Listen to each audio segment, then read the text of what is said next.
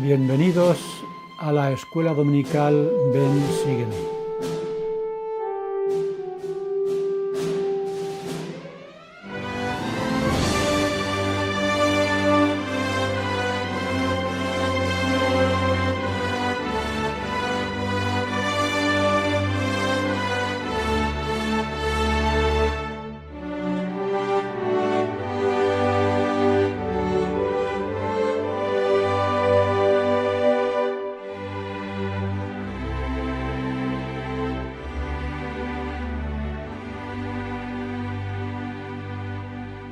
En junio de 1829, en la casa de la familia Whitmer, la voz de Dios mandó a José Smith y a Oliver Cowdery ordenarse el uno al otro al oficio de elder, pero especificó que debían retrasar la ordenanza hasta que sus hermanos pudieran reunirse y dar su consentimiento.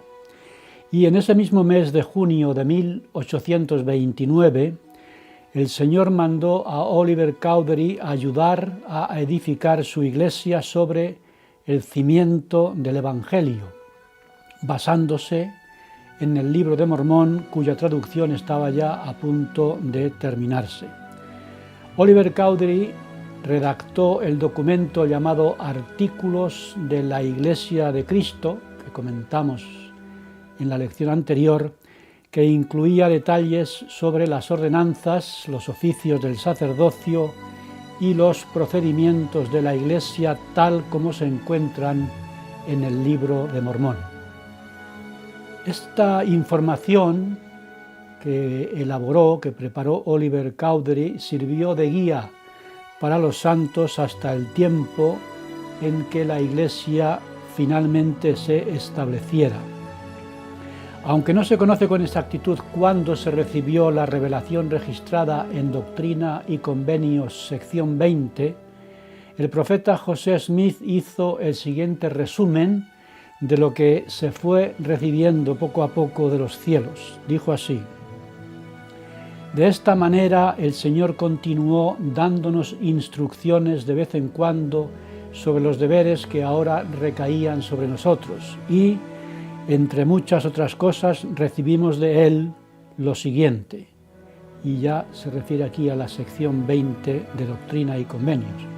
Dice: y lo recibimos por el espíritu de profecía y revelación, que no solamente nos dio mucha información, sino que también señaló el día preciso en el que, de acuerdo con su voluntad y mandamiento, deberíamos proceder a organizar su iglesia nuevamente sobre la tierra. Estas instrucciones llegaron a conocerse como los Artículos y Convenios de la Iglesia de Cristo. El texto completo de los Artículos y Convenios se escribió poco antes de la reunión para la organización de la iglesia que tuvo lugar el 6 de abril de 1830, y hace un resumen de las creencias de la Iglesia de Jesucristo y de sus oficios y ordenanzas. Estos artículos y convenios se leyeron para la aprobación de los miembros en la primera conferencia de la Iglesia que se llevó a cabo el 9 de junio de 1830 en la casa de la familia Whitmer. Estos artículos y convenios, con lo que se fue añadiendo y corrigiendo a medida que José Smith fue recibiendo nuevas revelaciones, se convirtieron en la sección 20 de Doctrina y Convenios que estudiamos en esta lección. Esta sección empieza dando testimonio de que la Iglesia se estableció bajo la dirección del Señor, es decir, que no era obra de los hombres, sino obra de Dios, y hasta el nombre de la Iglesia fue una decisión divina, no humana, como nos ha recordado nuestro profeta actual, el presidente Nelson. Cuando la Iglesia se organizó oficialmente el 6 de abril de 1830, se llamó la Iglesia de Cristo. En 1834 se decidió que el nombre de la Iglesia fuera Iglesia de los Santos de los Últimos Días. Y finalmente, en una revelación dada al profeta José Smith en abril de 1838, el Señor declaró que el nombre de la Iglesia debería ser la Iglesia de Jesucristo de los Santos de los Últimos Días. Doctrina y Convenios 20 hace un repaso o un resumen de algunos de los acontecimientos más significativos de la restauración. Y así habla de la primera visión, la visita de Moroni, al que llama el Santo Ángel, la obtención de las planchas y la traducción del Libro de Mormón, el llamamiento de los 3 testigos, la restauración de la autoridad del sacerdocio. Y en los versículos 38 a 59 de esta sección 20 de Doctrina y Convenios se describen las responsabilidades y los deberes de los élderes, presbíteros, maestros y diáconos. Principios que todos los sacerdotes deberían estudiar y seguir para cumplir con su responsabilidad de servir y bendecir la vida de los demás. Y para mostrarnos la importancia del Libro de Mormón en la restauración de la Iglesia de Jesucristo en la tierra, esta revelación recalca el papel vital del Libro de Mormón al prometer vida eterna a aquellos que lo reciban con fe. Y dice que el Libro de Mormón tiene la plenitud del Evangelio de Jesucristo, es decir, que en el Libro de Mormón encontramos la plenitud de la doctrina que se requiere para nuestra salvación. Y la doctrina se enseña de forma clara para que no haya dudas sobre el camino a seguir para lograr la salvación y la exaltación. De esta manera, el Libro de Mormón se convierte en una ayuda necesaria para entender lo que se enseña en otras escrituras y para probar al mundo que las Santas Escrituras son verdaderas. El papel del Libro de Mormón en la restauración del Evangelio de Jesucristo es tan importante que se publicó o estuvo listo para su venta el 26 de marzo de 1830, 11 días antes de que la Iglesia se organizara oficialmente. Después de recibir las instrucciones del Señor para organizar su Iglesia, el profeta José Smith reunió a unos 60 creyentes en la casa de la familia Whitmer en Fayette, Nueva York, el martes 6 de abril de 1830. Y José Smith y Oliver Cowdery organizaron la iglesia de acuerdo con la voluntad de Dios y según las leyes del estado de Nueva York. En esta reunión se oró, se hicieron sostenimientos y ordenaciones, se administró la Santa Cena y se confirmó a quienes se habían bautizado previamente. Y fue allí donde el profeta recibió la revelación registrada en Doctrina y Convenios, sección 21. En esta revelación tenemos los mandamientos y promesas que el Señor dio el día en que se organizó la Iglesia. Para los creyentes que se congregaron el día en que se organizó la Iglesia, el Señor describió los llamamientos divinos dados a José Smith. José Smith no iba a ser simplemente un oficial presidente, estaba autorizado por Dios para establecer la Iglesia y para revelar la palabra y la voluntad del Señor. Un papel fundamental en la restauración y organización de la Iglesia de Jesucristo es el papel del presidente de la Iglesia. José Smith fue el primer presidente y leemos en el primer versículo de esta sección 21 de Doctrina y Convenios que el Señor llamó a José Smith vidente, traductor, profeta, apóstol de Jesucristo y élder de la Iglesia por la voluntad de Dios el Padre. Y nos manda a todos los miembros de la Iglesia dar oído o prestar atención a todas sus palabras y mandamientos que os dará según los reciba. Y añadió el Señor: recibiréis su palabra con toda fe y paciencia, como si viniera de mi propia boca. Y hace la siguiente promesa: si hacéis estas cosas, las puertas del infierno no prevalecerán contra vosotros, y Dios el Señor dispersará los poderes de las tinieblas delante de vosotros y hará sacudir los cielos para vuestro bien.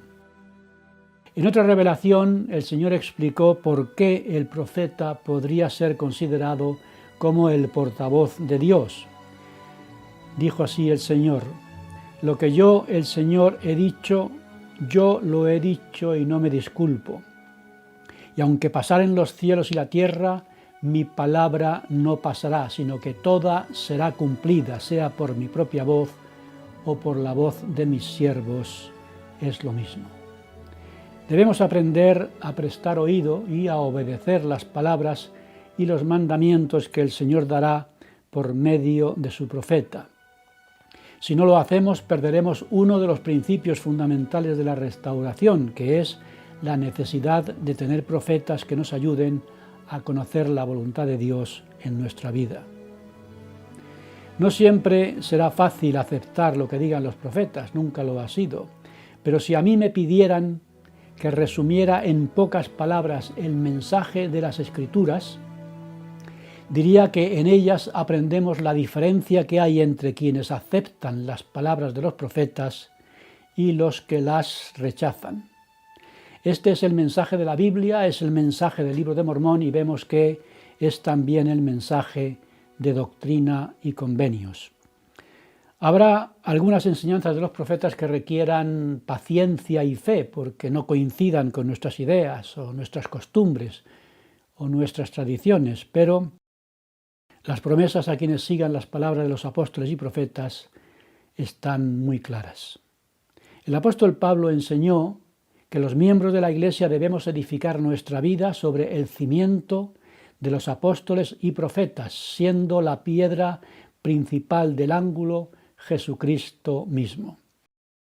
Y a eso añade, para perfeccionar a los santos, hasta que lleguemos a la unidad de la fe y para que no seamos niños fluctuantes llevados por doquiera de todo viento de doctrina, por estratagemas de hombres que para engañar emplean con astucia las artimañas del error, y crezcamos en todas las cosas en aquel que es la cabeza, a saber, Cristo.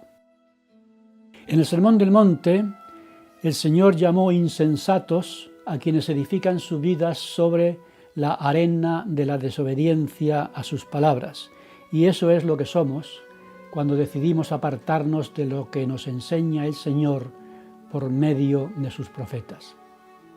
En la sección 22 de Doctrina y Convenios, por ejemplo, aprendemos que poco después de la organización de la Iglesia, algunas de las personas que deseaban unirse a la recién establecida Iglesia de Jesucristo no acababan de aceptar el requisito de tener que bautizarse nuevamente, los que venían bautizados ya de su iglesia anterior. Pero la enseñanza es que el bautismo se debe efectuar por aquellos que tengan la debida autoridad, y esa autoridad se perdió con la apostasía, y la restauración consiste precisamente en la vuelta a la tierra de la autoridad del sacerdocio y la necesidad de empezar de nuevo. El Señor respondió la pregunta sobre la necesidad de que se bautizaran nuevamente al declarar que se había dado un convenio nuevo y sempiterno. En la revelación registrada en Doctrina y Convenios 22, el Señor comparó a las personas que desean unirse a su iglesia restaurada sin volverse a bautizar con aquellas que confiaron en la ley de Moisés sin tener fe en Jesucristo. Usando esa comparación, el Señor recalca la necesidad de abandonar las prácticas religiosas muertas, es decir, los bautismos efectuados sin la autoridad del sacerdocio que no nos pueden salvar, y la necesidad de adoptar el nuevo y sempiterno convenio del Evangelio tal como los primeros judíos conversos al cristianismo tuvieron que hacerlo. Y nos enseña que, aunque un hombre se bautice 100 veces, de nada le aprovecha, porque se tiene que hacer con la debida autoridad y de acuerdo con el convenio nuevo y sempiterno. Un soldado español del siglo XIX llamado Melitón González Trejo oyó a un compañero de armas contar que en las montañas rocosas al oeste de los Estados Unidos había un pueblo dirigido por un profeta. Y añadió que formaban una iglesia parecida a la de los tiempos antiguos y que sus miembros se llamaban santos de los últimos días. Este soldado se quedó tan impresionado que pidió un traslado a las colonias españolas de América para desde allí viajar para conocer a ese pueblo. Después de un largo viaje llegó al Lago Salado en el verano de 1874, conoció a Brigham Young, se bautizó en la iglesia el 8 de octubre de ese año y ayudó a traducir el Libro de Mormón al español. Precisamente a Melitón se le conoce como el primer traductor del Libro de Mormón al español. Cuando yo conocí la iglesia a la edad de 19 años y los misioneros me enseñaron que estaba dirigida por apóstoles y profetas, sentí al bautizarme en ella como si la Biblia cobrara vida para mí, al ser parte de una iglesia organizada tal y como leemos en el Nuevo Testamento. Qué gran privilegio ser miembros de la Iglesia de Jesucristo restaurada en nuestra época, con el sacerdocio de Dios de nuevo sobre la tierra, con revelación de los cielos por medio de profetas vivos y con la plenitud del Evangelio de salvación entre nosotros. La luz de la restauración ilumina de nuevo el mundo.